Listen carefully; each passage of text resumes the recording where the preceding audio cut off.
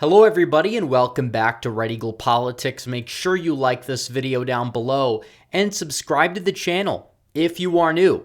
So many of you guys already know that Donald Trump could possibly be arrested this week. Initially, it was supposed to be on Tuesday where this was supposed to happen. However, they need one witness to testify who is testifying in favor of Trump in this whole nonsensical witch hunt of an investigation by the Soros-backed district attorney in the New York City area who is just going and trying to manufacture drama to try and put Trump behind bars. It's probably not going to work even in New York because that is how ridiculous this case is. They're going back to the whole Stormy Daniels thing, even though Trump already successfully sued her for defaming him, and also her attorney is going to be in jail for a long time for many reasons. But what we do know is that they're still trying to indict Trump. They're trying to get him on something. And honestly, it's going to help him. And I covered this in my last video a little bit. And Elon Musk even says, if this happens, Trump will be reelected in a landslide victory. Musk is not the biggest fan of Donald Trump. He has moved to the right, but he is a DeSantis 2024 backer. And it does seem like Trump is going to get the nomination. You look at the polling, he's ahead. He's actually gaining. He's gained since the end of last year. He's relatively on message. He's kind of going back to vintage Trump in a way, but he's more measured and he's bringing new innovative policy to the table. I can't see him losing the nomination. And we're going to talk about how he would fare in a general election, especially if they keep going through with this nonsensical political targeting that is probably going to end up bolstering his base and helping him at the end of the day. And this is leaving people in the middle scratching their heads as well. So we're going to do an election prediction. We haven't done an election prediction for 2024 involving Donald Trump since I believe the end of last year or so. So it's important that we do fill one out. The predictions for the midterms did not exactly go as planned, even though pretty much everybody, whether they were on the right or the left, came up with very similar predictions and they all ended up being completely false. But we do have a lot more insight about presidential years versus midterm years. We also have insight about the way the election system is viewed, and we're going to cover that as well. But first, I have to tell you guys about redeaglepolitics.com, my membership club. You guys can sign up for just $5 a month. That's a coffee a month or 16 cents a day. You get access to all my exclusive videos. I release 1 to 2 full-length videos every week that you guys only get on the website. If you are a paying member, you don't want to miss them. They're very good quality. There's a lot in those videos. And we also have the Discord server. We have articles in the newsletter as well. Make sure you guys sign up. It's just 16 cents a day. It is well worth it. We already have plenty of members already. You don't want to be missing out. So we're going to be filling out this map in this video. And it's important to understand one of the reasons why Republicans underperformed in 2022. A lot of people will say it's the fact that they're Trump candidates, but then you look at exit polls and Trump really wasn't an issue either way. And the number one reason was mechanics. Obviously, we could talk about the GOP establishment doing everything they could do to leave solid candidates out to dry in fundraising, and that's all true. But it goes a little bit deeper than that. It's all down to turnout. A lot of Trump's base didn't even turn out in the midterms, especially across the Midwest. That's why you saw the most underwhelming results across Wisconsin, Michigan, Pennsylvania, etc. And we do know that. But also, these voters typically that are low propensity don't turn out on these midterm years, and also because Republicans don't do what they can do to chase them. Trump, on the other hand, now is changing his tune on early voting and mail-ins because Democrats utilize these things to their advantage. Republicans have not been able to. They haven't really been doing it ever since these things were implemented in 2018 and 2020. And Trump is saying that he still wants to have election day voting in most instances, but still is admitting and agreeing with the fact that Republicans must embrace every single option. You get the, mail-ins sent out to the elderly people, whatever. You put drop boxes in these rural areas, and then you have early voting in person, and then you just chase the ballots that you possibly can on election day, and then that's like your final push, and then you don't have overcrowded centers or whatever. So you're going to be able to maximize your output as a political party the way the Democrats do, and if that is the case, then 2024 should be a lot easier. And I'm not saying it's going to be easy. I'm not saying it's going to be a cakewalk. Joe Biden's approval rating is sitting there at 40-something%. Trump's favorability rating is somewhere around there as well. But what we do know is that down the stretch, if Trump is able to remain on message, I do believe that he can pull it off. But we're going to fill this map out to basically show you guys how this is going to shake out, how this is done. I think it's going to be a close election regardless. This is a new era of politics, and I do believe states like Iowa will be safe. I think Ohio will also be moved to the safe column. These states will be trending right. I don't know what the popular vote is going to look like this far out. It's possible that Trump could come close or even win it. Republicans won it by 3 points in 2022, even though they didn't do so well in swing areas.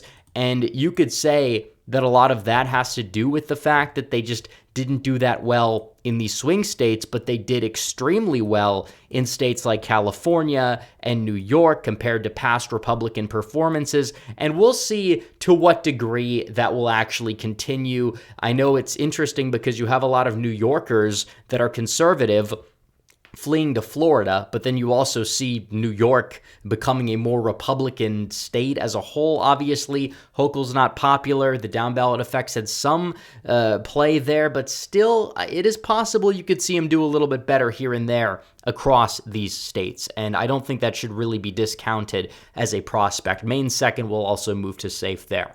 Okay. So now we have swing states. Obviously, New York is going to go safe blue. At least we're putting it as that for now.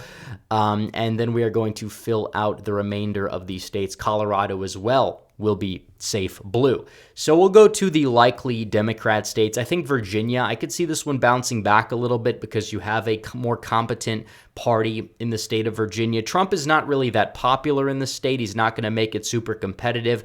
For the record, I don't believe somebody like a Ron DeSantis would be able to win the state of Virginia either. Even if Glenn Youngkin was the Republican nominee, Virginia would still be far from a guarantee because, gubernatorial elections and presidential elections are still vastly different, and that growth in Northern Virginia, changing demography, etc., is going to make it harder for Republicans to win there. Now, in terms of New Hampshire, I'll also leave that in the likely Democrat column. The state's politics are just so weird, and it's really hard to gauge the way the state goes. But when Trump got close, it was mainly because of a large third-party vote back in 2016. 2020, he really didn't come close there. And you see a similar thing between that and Minnesota. I guess the only argument in favor of Trump in New Hampshire is they don't really like incumbents because they do stuff, and New Hampshire is more of like a libertarian, hands-off-ish kind of state that has some socially liberal policies as well. So it's important to note that Maine at large will also put in the likely Democrat column. I think Minnesota as well. The state is just too far gone at this point. It's really sad to see what's going on there, but you saw absolute destruction in the cities in 2020. What did the city do? Oh, it moved left. What did the suburbs do? They moved left in many cases.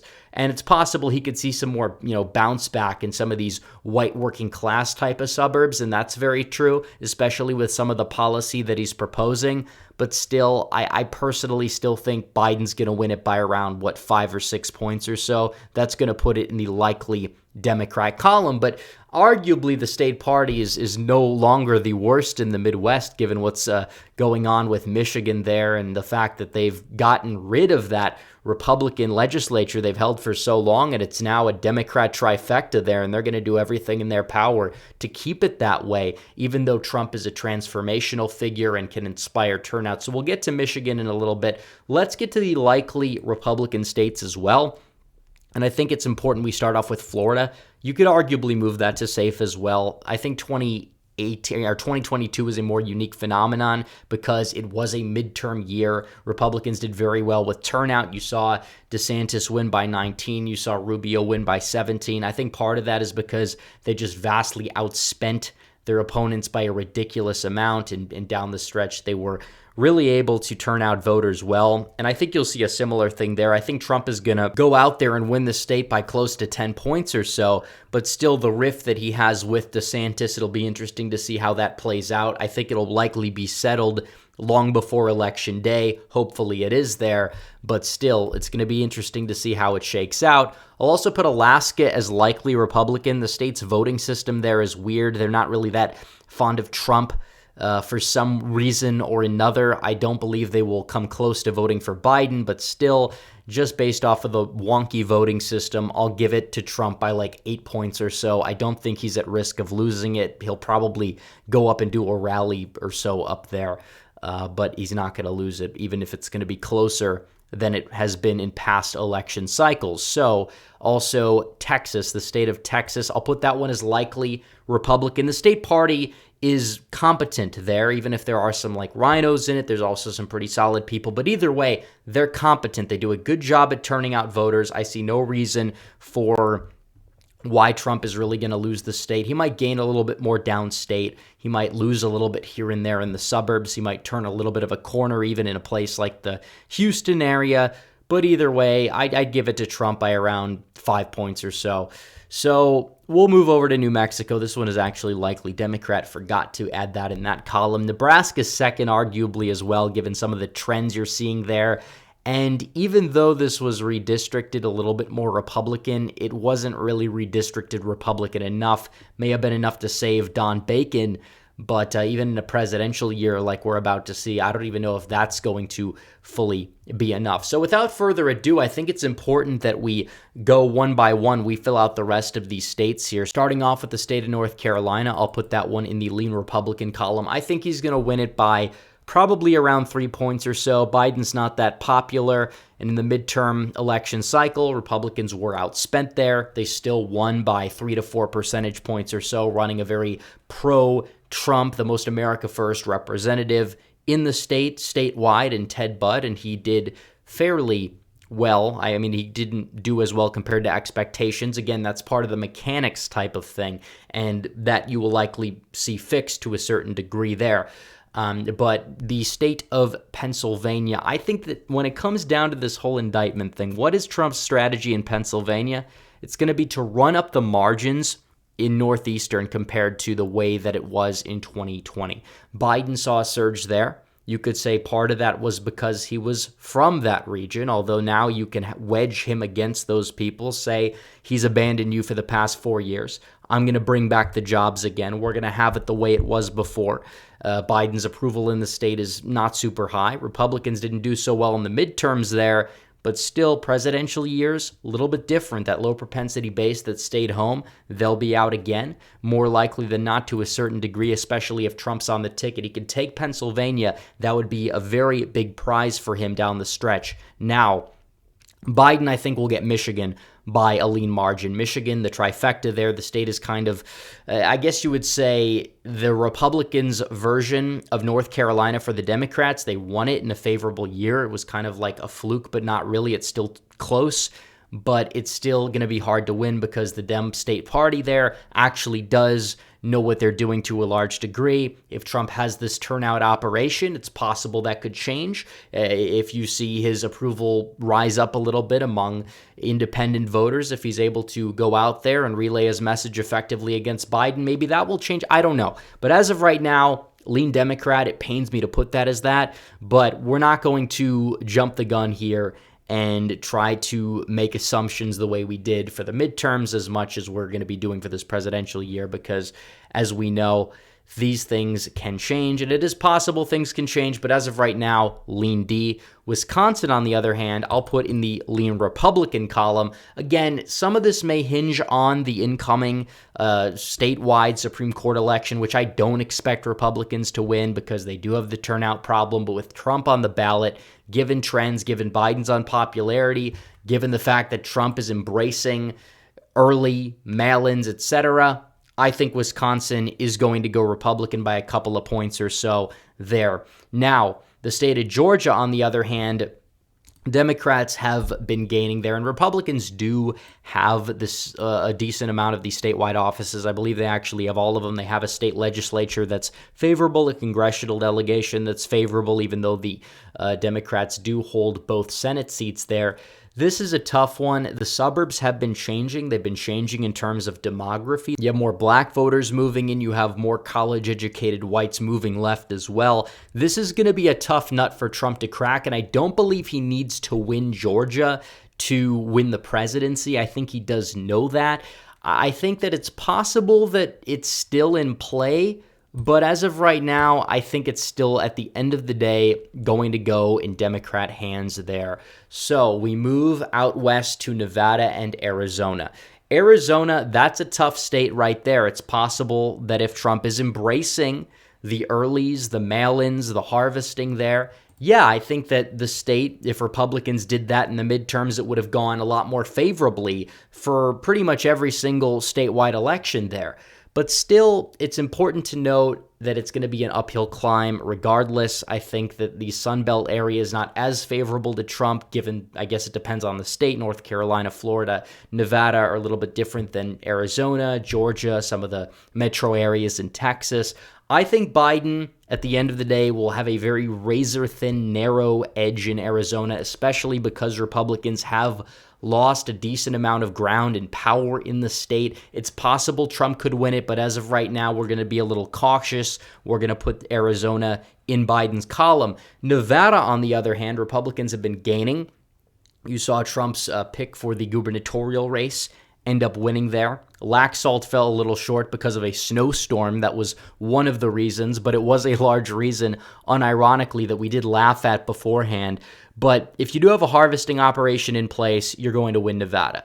If Laxalt had a better one, he would have won Nevada. And if Trump is changing his tune on this, I think at the end of the day, given trends, given the fact that the demography of suburban Las Vegas is different than that of suburban Phoenix or suburban Atlanta, especially in terms of trends and the educational demography there, that would give Trump Nevada. That would give Trump 270 electoral votes. So you have all these people that say Trump can't win.